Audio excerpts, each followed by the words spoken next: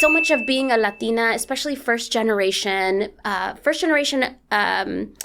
Mexican American, first generation college graduate, higher education, there's a lot of pressure that I don't think I have recognized up until the point after the show when I finally thought I was going to get this thing. I was like, oh my God, I'm actually going to be married. And then for that not to happen and be like, oh shoot, I just got knocked off my high horse type of thing. And I'm like, okay, well, how do I find my ground again? And I think that I do carry this sense of like, oh, I just got to be strong. I get it from my mom. I get it from my dad. Like, they're like, lo que pasó, pasó, mija. You know, my dad was there on my wedding day and he was so supportive.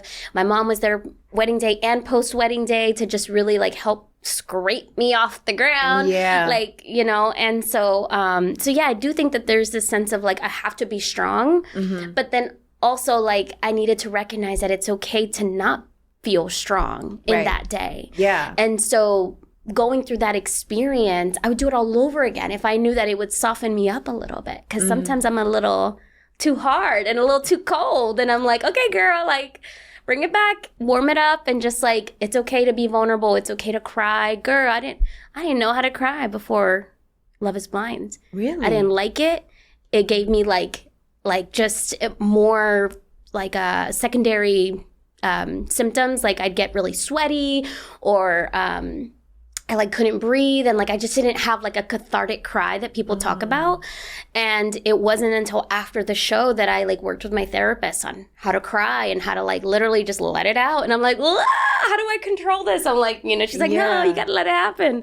So much more came from that. Yeah, I love experience. that. Like you went into this experience looking for love and you came out a more better woman. Yeah. An evolved person. Definitely. I love that for you. Thank you. So you went through the pods and he proposed. So now you see each other. Like were you like, oh, he's a cutie when they open the doors? Fine. He is Girl, cute. He is cute. I thought he was fine. And plus, cute. like, okay, here's the thing. I don't date for looks. Okay, I don't know what it is inside of me. I date for personality. I don't know if you remember back then, like AOL Instant Messenger, when you'd go into a chat room and it was just vibes. I don't know how else to put it, but it was just like, who wants to chat? You know, and then you sometimes stay in the chat room or you get out of the chat room and you just go off of like pen pal situation. There was no pictures. There was nothing to like brag about. You was just like, you know, just typing away, getting to know somebody. Yes. So I grew up in an era where something like Love is Blind wasn't too far-fetched, if that makes sense. Totally, yeah. And so, yeah, like I saw him and I saw his heart, or like I saw his character, that personality that I felt in the pods first. Yeah. Was it weird to make the two blend? Yes, because I think once we got into the real world, so they give us a 5-day all-inclusive. Again, everything's still on their bill. Honeymoon. Pre-honeymoon, I guess. I don't know what you want to call it. Where they go to like a resort or something. We went to a resort. Where'd you go? Where was Malibu. it? Malibu. Yeah, Malibu. California. Oh, okay. Yeah, because it was still during COVID. Oh, and that was the only open state. Yeah, kinda. there was some weird stuff happening in Mexico. So the season 2 had just come back from Mexico, and so they're like, you know what? Let's just keep it local, California. Okay. And it was so beautiful. It was such a great experience.